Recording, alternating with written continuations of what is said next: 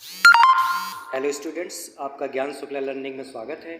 आज हम बात करेंगे वुड का घोषणा पत्र 1854, वुड डिस्पैच 8054।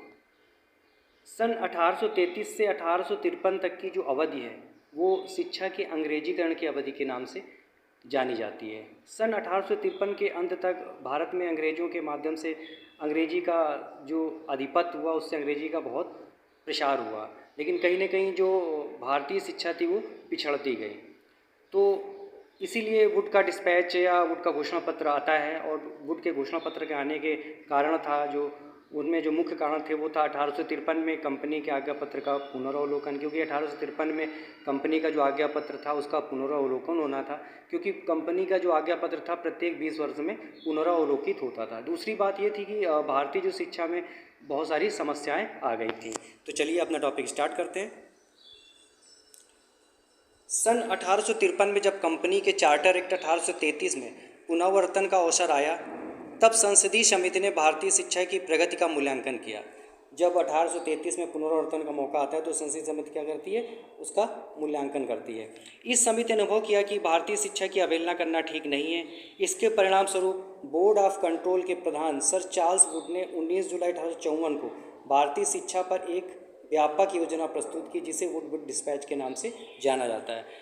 19 जुलाई 1854 को जो भारतीय शिक्षा पर एक व्यापक योजना प्रस्तुत की जाती है वो वुड डिस्पैच के नाम से जानी जाती है। पास होने वाले इस प्रस्ताव में शिक्षा के उद्देश्य, माध्यम, सुधारों आदि पर विचार किया गया। इस घोषणा पत्र को भारत में अंग्रेजी शिक्षा का मैग्ना कार्टा या महाधिकार पत्र भी कहा जाता है। जो वुड डिस्पैच है इसको मैग्ना कार्टा या भारतीय शिक्षा का महाधिकार पत्र भी कहा जाता है। चलिए अब आगे बढ़ते हैं।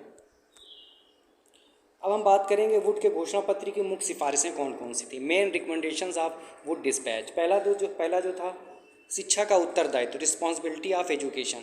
आदेश पत्र में स्वीकार किया गया कि भारत में शिक्षा का प्रसार करने का उत्तरदायित्व कंपनी पर है।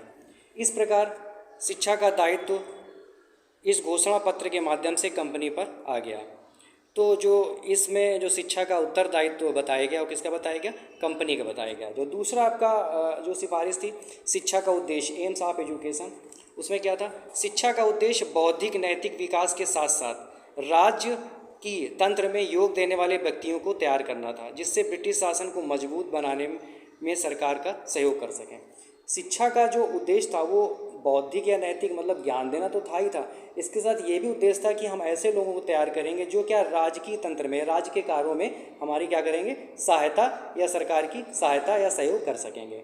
नेक्स्ट है, आदेश पत्र में कहा गया कि हम बलपूर्वक घोषित करते हैं हम भारत में जिस शिक्षा का प्रसार देखना चाहते हैं वह है आपका यूरोपीय ज्ञान।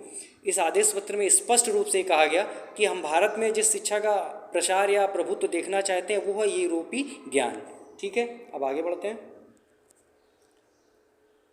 नेक्स्ट है आपका शिक्षा का माध्यम। वुड डिस्पैच के माध्यम से बताया गया कि शिक्षा का माध्यम क्या रहेगा, मीडियम इंस्ट्रक्शन या शिक्षा का माध्यम क्या रहेगा।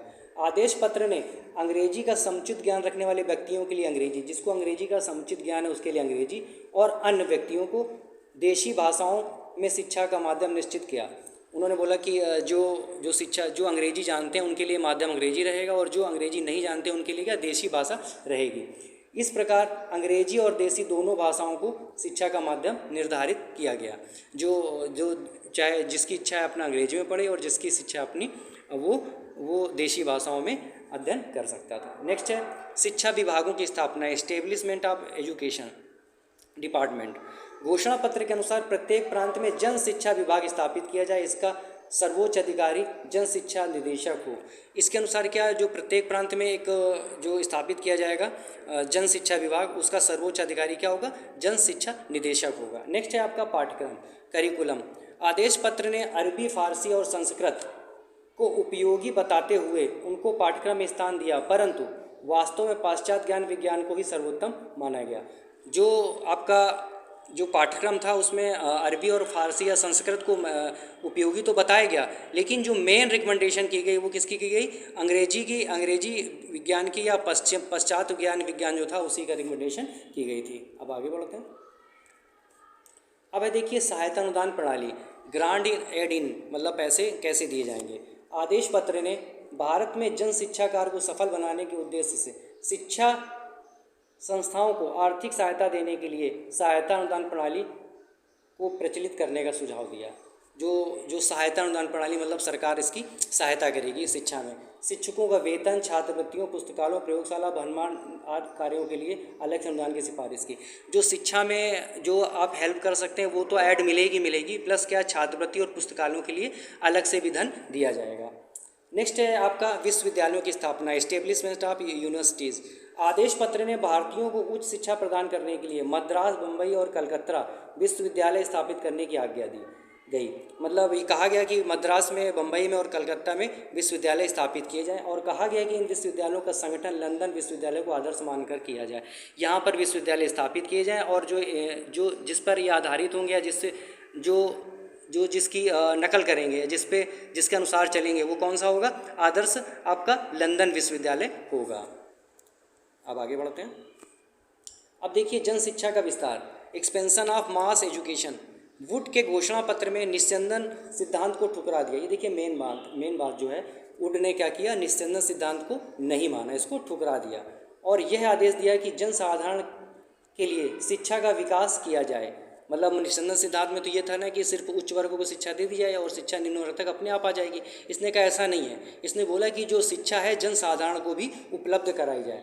सरकार इस योजना हेतु तो अधिक धन स्वीकार करे तथा हाई स्कूल, मिडिल स्कूल और प्राइमरी स्कूलों की स्थापना करे। मतलब हाई स्कूल और मिडिल स्कूल और प्राइमरी स्कूलों की स्थापना सरकार करे। देशी विद्यालयों का में सुधार किया जाए, जो पहले से देशी विद्यालय उन पर भी सुधार किया जाए। नेक्स्ट है आपका क्रमबद्ध विद्यालयों की स्थापना, एस्टेब्लिशमेंट ऑफ ग्रेडेड इंस्टीट्यूशन। संपूर्ण भारत में श्रृंखलाबद्ध विद्यालयों की स्थापना की जानी चाहिए, जैसे प्राथमिक, मिडिल, हाई स्कूल, कॉलेज और विश्वविद्यालय। मतलब जो आपकी श्रृंखलाबद्ध मतलब बढ़ते हुए क्रम में, पहले आप प्राथमिक पढ़ेंगे, फिर आप मिडिल में जाएंगे, फिर आप हाई स्कूल में, फिर कॉलेज में और फिर आप उसके बाद विश्वविद्यालय में मतलब जो है आपका क्रमबद्ध विश्वविद्यालयों की स्थापना के लिए वुड में कहा गया। नेक्स्ट है उपरोक्त के अतिरिक्त अध्यापकों के प्रशिक्षण, व्यावसायिक शिक्षा, स्त्री शिक्षा, मुसलमानों की शिक्षा, क्रमबद्ध विद्यालयों की स्थापना आदि के बारे में भी वुड डिस्पैच में कहा गया है। चलिए अब आगे बढ़ते हैं। अब हम बात करेंगे वुड घोषणा पत्र की मुख्य विशेषताएं या कैरेक्टरिस्टिक्स कौन कौन सी हैं।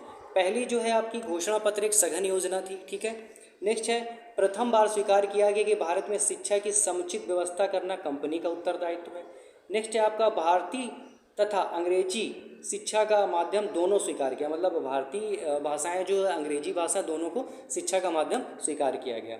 नेक्स्ट है आपका यह एक आधिकारिक घोषणा पत्र था। नेक्स्ट है आधुनिक शिक्षा के लिए नींव का पत्थर साबित हुआ। नेक्स्ट है आपका शिक्षा का उद्देश्य बौद्धिक नैतिक विकास के साथ साथ राजकीय तंत्र में योगदान देने वाले व्यक्तियों को भी तैयार करना था। ये क्या था? इस वुड के घोषणा पत्र की विशेषताएं थी। अब आगे बढ़ते हैं।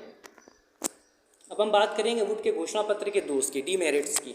जो पहला है, शिक्षा को पूरी तरह राज्य के अधीन करके घोषणा पत्र ने शिक्षा के क्षेत्र में नौकरशाही को प्रवेश करा दिया। अब यहाँ नौकरशाही होती है, वहाँ पे क्या होता है? सब चीज़ क्या होती है? ढीली ढाली होती है। तो वुड ने क्या किया, जब पूरी तरह राज्य के अधीन शिक्षा को कर दिया तो क्या हुआ? सब सिस्टम धीरे धीरे ढीला हो जाएगा। तो ये क्या था? इसका एक दोष था। नेक्स्ट है शिक्षा में भारतीय धर्म को कोई स्थान न देकर पूर्णतः लौकिक बना दिया। क्योंकि शिक्षा में उसने धार्मिक विषयों को सम्मिलित नहीं किया, तो इस तरह शिक्षा क्या हो गई? पूर्णतः लौकिक हो गई। नेक्स्ट है आपका भारत में अंग्रेजी को अधिक महत्व दिया गया। अंग्रेजी विद्यालयों के छात्र ही सरकारी नौकरी प्राप्त कर सकते थे। इसका बुरा असर देशी विद्यालयों पर भी पड़ा। अब जब उसने बोला, ऐसा कुछ कहा गया है कि जो शिक्षित होगा अंग्रेजी में उसी को नौकरी मिलेगी, तो जो अट्रैक्शन है अंग्रेजी विश्वविद्यालयों की तरफ या इंग्लिश की तरफ बढ़ेगा। वहीं दूसरी ओर क्या होगा? जो देशी या स्वदेशी विद्यालय कहीं ना कहीं क्या होंगे? वो उपेक्षित हो जाएंगे। ये इसका एक दोष हुआ। नेक्स्ट है शिक्षा का उद्देश्य यूरोपीय सभ्यता व संस्कृति का प्रसार मात्र था। जो वुड के घोषणा पत्र में शिक्षा का जो क्राइटेरिया तय किया गया था, उसके अनुसार तो शिक्षा जो थी उसमें सिर्फ अंग्रेजी का या यूरोपीय सभ्यता का प्रचार करना ही था। नेक्स्ट है आपका संपूर्ण शिक्षा व्यवस्था इंग्लैंड की शिक्षा व्यवस्था की नकल थी। भारतीयों को व्यावसायिक शिक्षा देने का उद्देश्य भारतीयों को सरकार का स्वामी भक्त बनाना था। इस समय से संपूर्ण शिक्षा प्रणाली परीक्षा केंद्रित हो गई। तो जो अंग्रेजी में शिक्षा दी जा रही थी उसका एक मेन कारण था, जो वहाँ पे फैक्ट्रियाँ लगा रही है सरकार, उसमें वो कार्य कर सकें। दूसरा क्या, उनकी भाषा समझ सकें। तो ये उनका क्या था, इसी जो वुड के घोषणा पत्र में शिक्षा प्रणाली का रूपरेखा खींची गई, उसका उद्देश्य तो यही था। तो ये था आपका टॉपिक वुड का घोषणा पत्र। आशा करते हैं आपको समझ में आया होगा। Thank you.